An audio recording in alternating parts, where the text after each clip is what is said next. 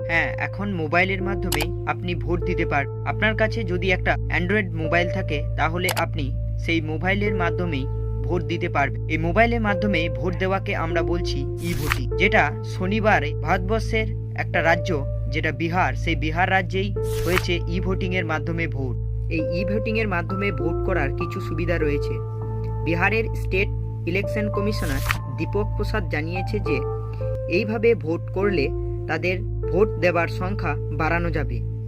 কারণ কোনো বৃদ্ধ মহিলা বা প্রেগনেন্ট মহিলা, বয়স্ক, তাদেরকে লাইনে এসে না দাঁড়িয়ে তারা বাড়িতে বসে ভোট দিতে পারবে। এবং যারা পরিযায়ী শ্রমিক, যারা বাইরে দেশে বা ভিন রাজ্যে কাজ করে, তাদেরকেও এই সুবিধা মিলবে এবং তারা সেই সুবিধার মাধ্যমে তারা অন্য রাজ্য থেকে ভোট দিতে পারবে। এই ভোট দেবার সময় হচ্ছে দুপুর 1টা পর্যন্ত।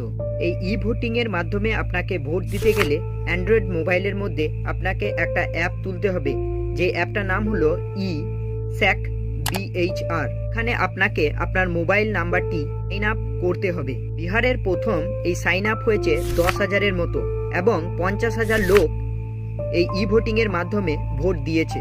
যে ই ভোটিংয়ের অ্যাপ, সেই অ্যাপটা তৈরি করেছে CDAC, অর্থাৎ centre for development of advance computing, যেটা খুবই সিকিউরিটির মাধ্যমে রাখা হবে।